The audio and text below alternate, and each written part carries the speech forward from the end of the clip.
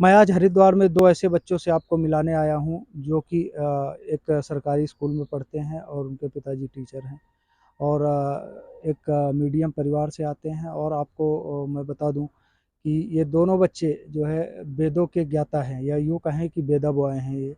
और इनको जो है आपके चारों वेदों शास्त्र हैं, उनका पूर्ण ज्ञान है।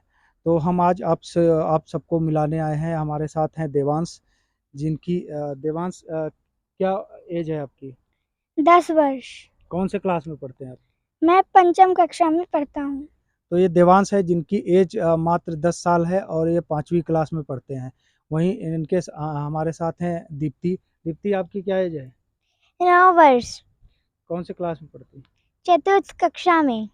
ये दीप्ति हैं जो कि चतुर्थ में पढ़ती हैं और मात्र 9 साल की एज है और इतनी ही 9-10 साल की एज में ही आप इनसे किसी भी वेद का कोई भी सूक्त, कोई भी जो है मंत्र आप इनसे सुन सकते हैं। तो हम देवांश सबसे पहले आपसे जानना चाहेंगे कि कितने वेद हैं?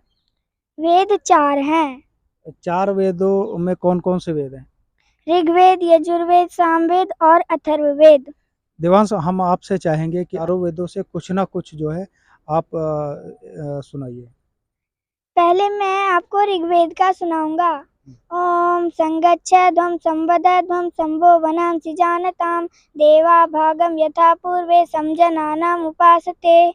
ओम समानी वह आकुति समाना हृदयानि वह समानमस्तु वो मनो यथा वह सुसहसति। और आगे। अब मैं यजुर्वेद के मंत्र सुनाऊंगा। ओम अग्नेन सुपथाराय अस्मान् विश्वानि देव वयुनानि विद्वान् युयोधस्मजुहुराणमेनो भूयिष्ठान्ते नम उक्तिं विधेम। अब मैं आपको सामवेद के मंत्र सुनाऊंगा।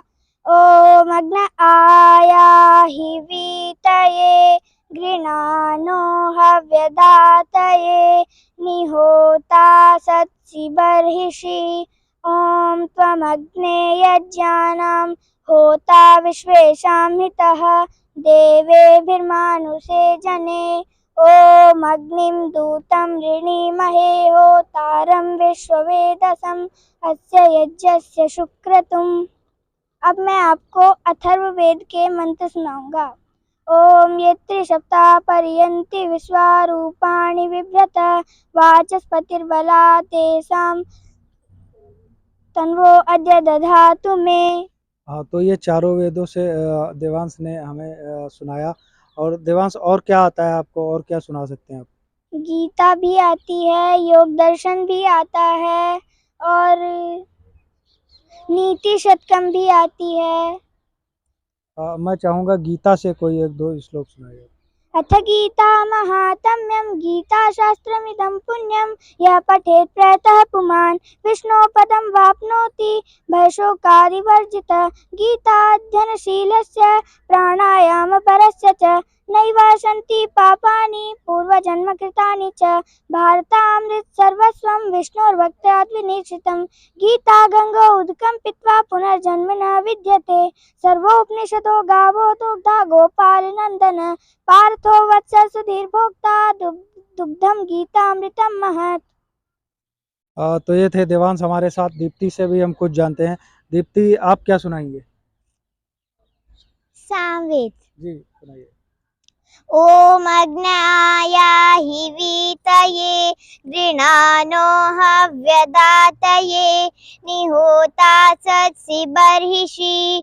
ओम त्वमग्ने यज्ञानां होता विश्वेषां हितः देवेभिर्मानुषे जने। ओम अग्निं दूतं वृणीमहे होतारं विश्ववेदसं अस्य यज्ञस्य शुक्रतुम्। ओम अग्निर्वित्राणि जङ्घनद्रविणशूर्विपन्यया समिद्धः शुक्रः आहूतः।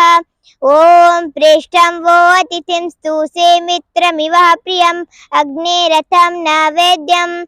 ओम त्वामग्ने पुष्करादद्यथर्वा निर्वन्तत मूर्धनो विश्वस्य वागत। ओम हेयुषु ब्रवाणि ते अग्न इत्येतरा गिरा एभिर्वर्धा इंदुभिः। तो ये हमारे साथ हैं दीप्ति और देवांश जिन्होंने आपको अभी कुछ मंत्र सुनाए।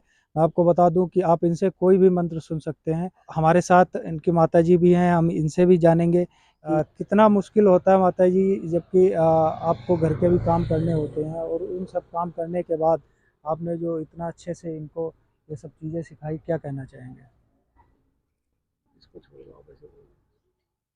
देखो, मन में जो इच्छा होती है तो व्यक्ति कुछ भी कर लेता है, समय न चाहते हुए भी, न मिलते हुए भी निकाल ही लेता है। तो मेरी हार्दिक इच्छा है कि बच्चों को संस्कार दें और वैदिक संस्कृति जिसका पूरे विश्व में डंका बजता है, हम भारतीय होके भी अगर वैदिक संस्कृति से अपने बच्चों को ओतप्रोत ना करें तो ये कृतज्ञता होगी एक तरह से।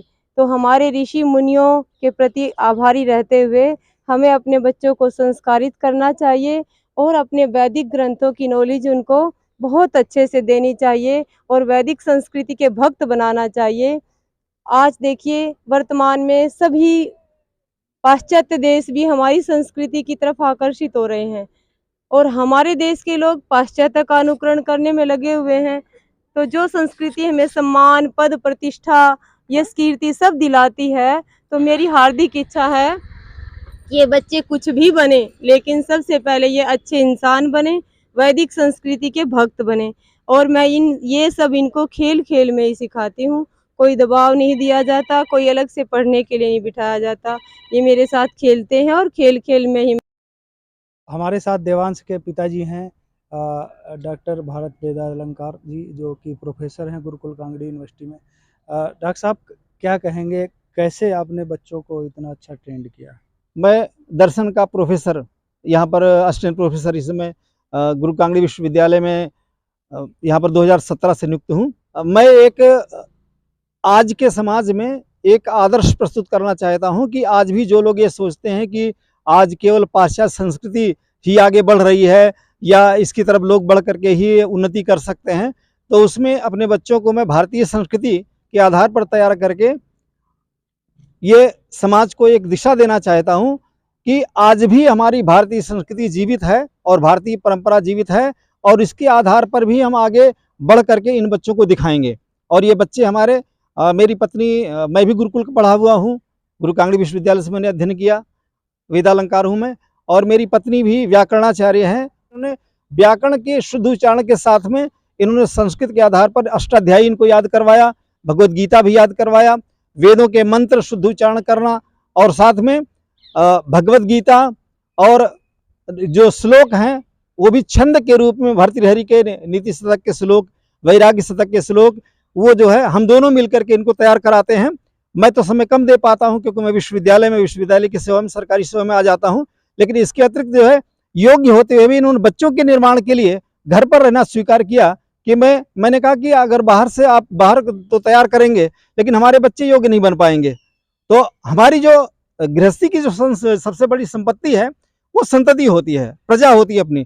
तो हमारे बच्चे अपने जो है अगर यदि योग्य बन जाएंगे तो स्वतः ही ये अपने गुणों से और अपनी विद्या से आपका भी नाम रोशन करेंगे और परिवार का भी नाम रोशन करेंगे, और हमारा एक परिवार जो है वो वैदिक परिवार बन जाएगा, संस्कृति का परिवार बन जाएगा, भारतीय समाज के लिए सबके लिए आदर्श बनेगा। इस मेरी प्रेरणा को मेरी पत्नी ने, डॉक्टर प्रमिला व्याकरणाचार्य ने स्वीकार किया और उसी के तहत वो पूरा निर्माण, बच्चों के निर्माण पर ध्यान देती हैं और इनको अच्छे गुण देने में उनका बहुत अधिक प्रयास है और उनका ही अधिक से अधिक पुरुषार्थ है।